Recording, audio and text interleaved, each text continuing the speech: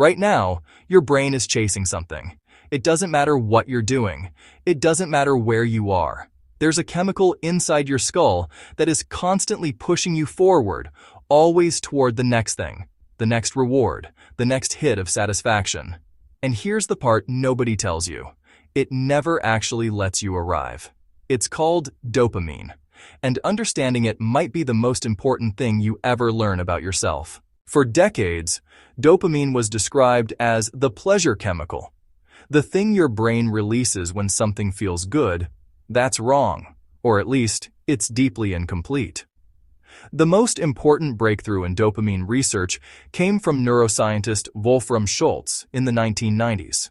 He was studying monkeys who received a food reward after hearing a sound. At first, the dopamine spike happened when the food arrived, but over time, something shifted. The dopamine spike moved. It stopped firing when the food arrived, and started firing the moment the monkey heard the sound.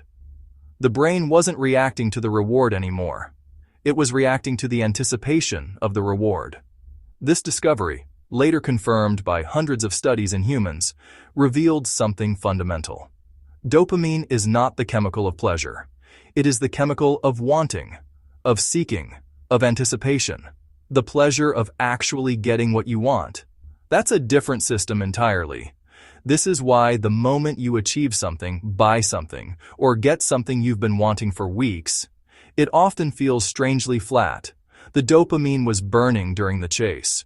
Once you arrive, it goes quiet, and immediately starts looking for the next thing to chase. In 2024, researchers from the universities of Geneva, Harvard, and McGill made a discovery that added a new layer to our understanding of dopamine. The brain doesn't just encode what reward is coming. It encodes precisely when that reward is expected to arrive. This is called the dopamine clock. When a reward arrives exactly when expected, dopamine fires moderately. When a reward arrives earlier than expected, or is bigger than expected, dopamine fires intensely, what neuroscientists call a positive prediction error. And when a reward is expected but doesn't arrive, dopamine activity drops below baseline, producing a negative prediction error, a feeling that functions like a small internal punishment.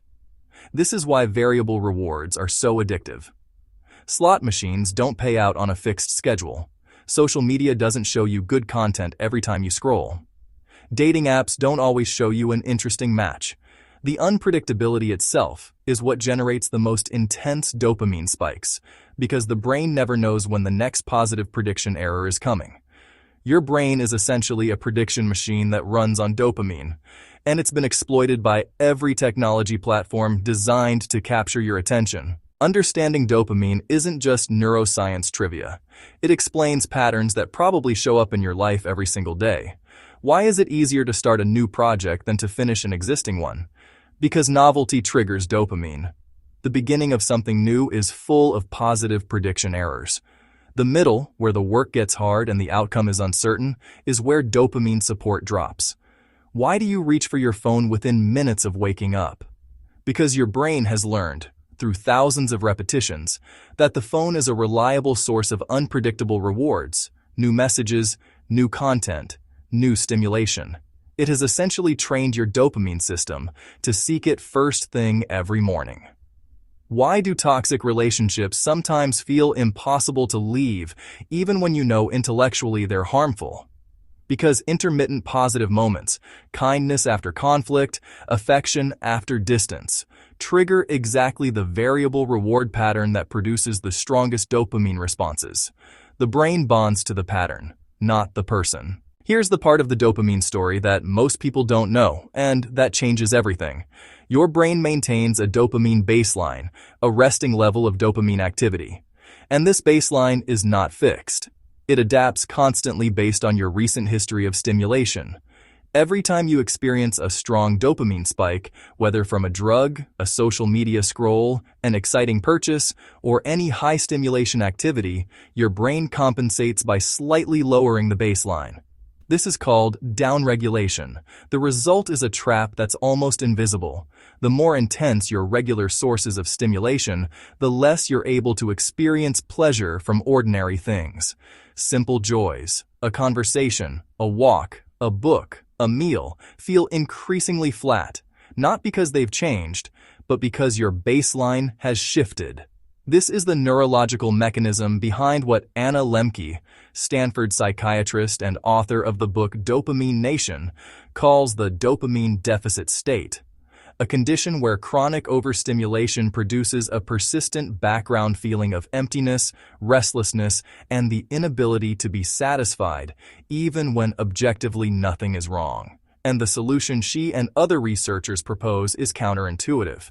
Not more stimulation, but deliberate abstinence from high dopamine activities for a period of time, allowing the baseline to recover. Dopamine is not your enemy.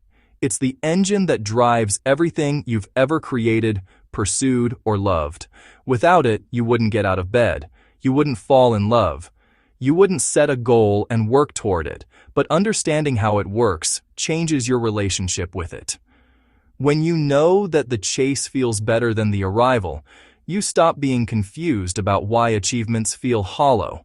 When you know that variable rewards are engineered to exploit your prediction system, you can choose more deliberately what you feed that system. And when you know that your baseline shifts with your habits, you understand why protecting your capacity for simple pleasure might be one of the most important things you can do for your own mind. Your brain is always chasing more. The question is whether you're the one deciding what it's chasing. Thank you for watching until the end. Subscribe if you want more psychology videos like this, and let me know in the comments. Have you ever noticed your brain chasing something even when you knew the arrival wouldn't satisfy you?